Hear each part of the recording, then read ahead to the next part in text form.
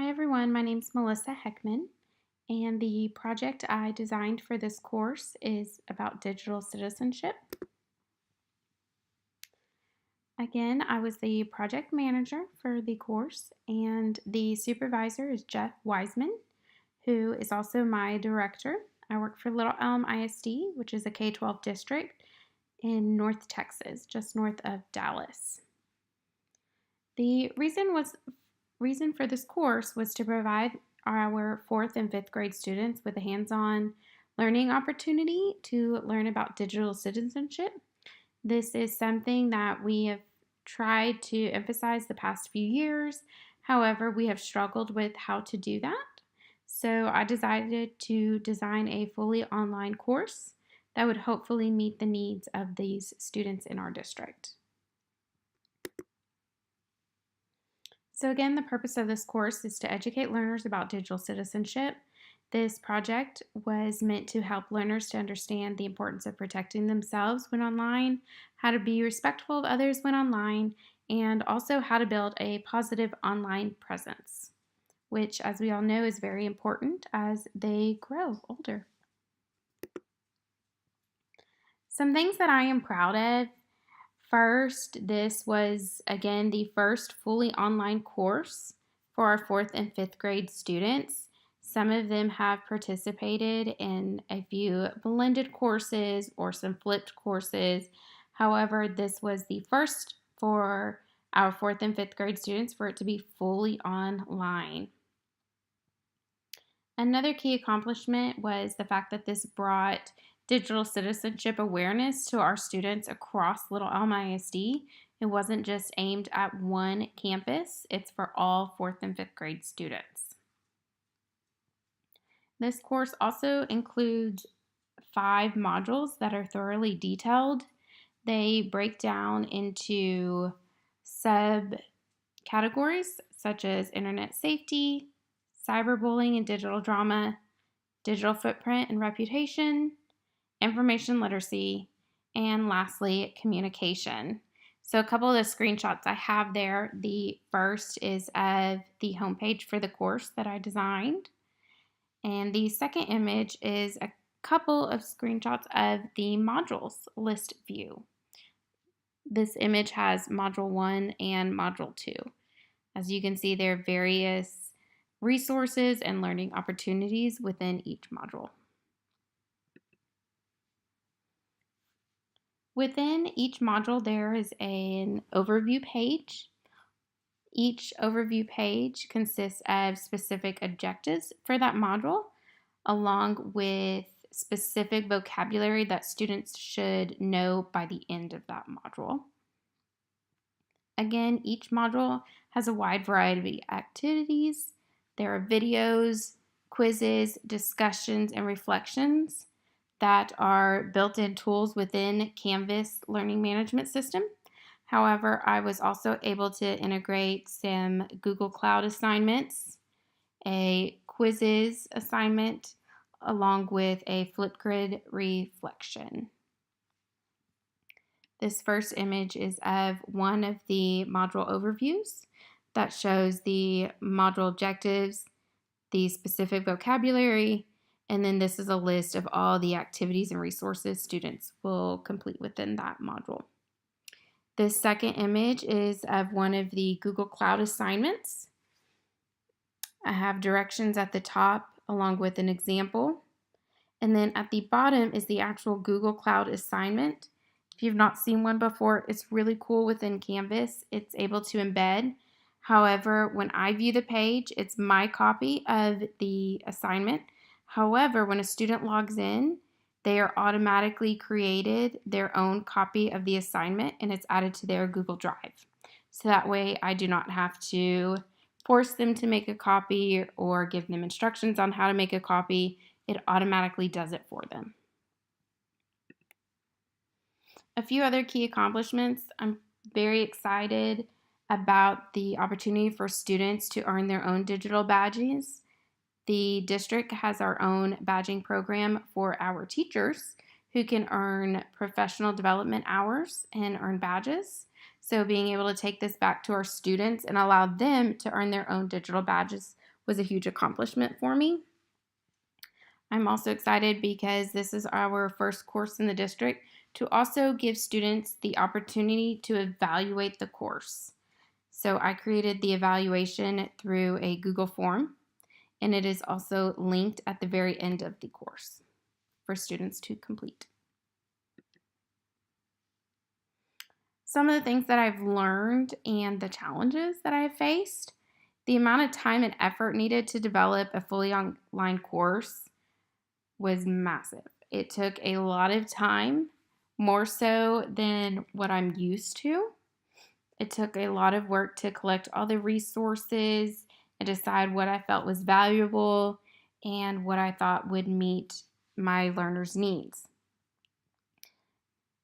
Planning for all the different types of learners also added to that. I needed to make sure that my students who are auditory learners, their needs were met. Those students who are visual learners, their needs were met, and so forth. So I included videos, discussions, different opportunities to create, participate in games type situations such as quizzes where they have the opportunity to compete against their fellow learners, the opportunity to record themselves in Flipgrid, and so forth.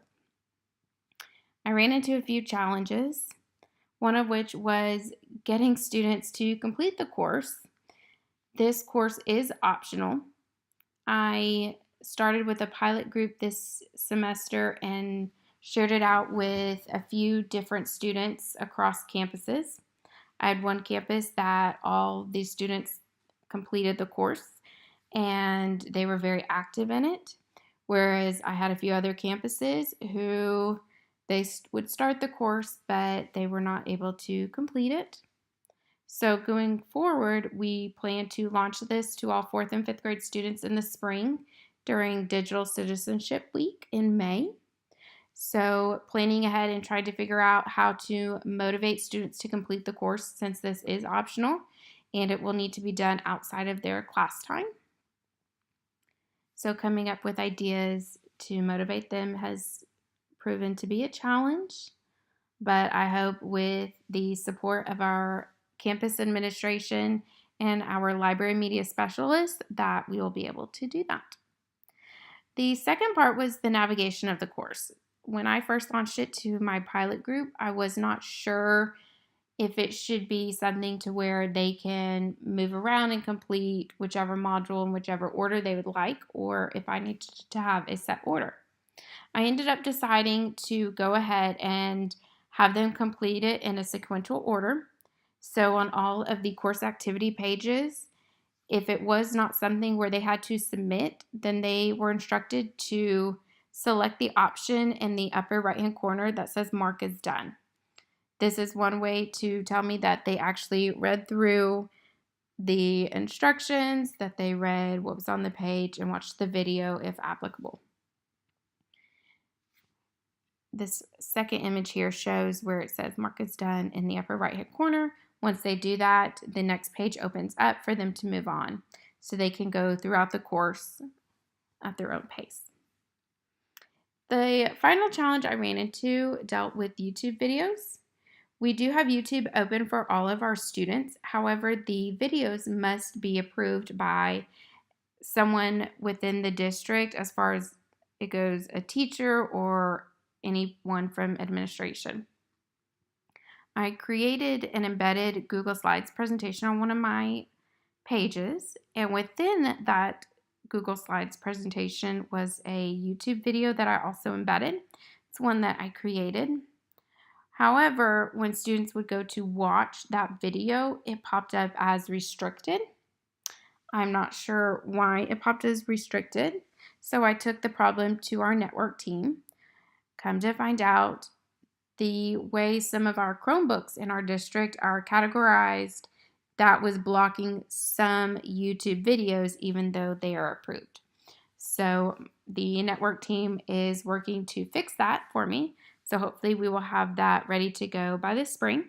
However, in the meantime, I just went into that slide within the presentation. I removed the video and took the content and information that students needed from that video and put it directly on that slide so they were able to access that information. The first image here is just one of the tools that I used as I developed my course. It was a Google spreadsheet where I would go and I'd pop in different resources that I would come across that I knew that I want to integrate into my course. This is some of the feedback that I received from my supervisor as I finished up my project.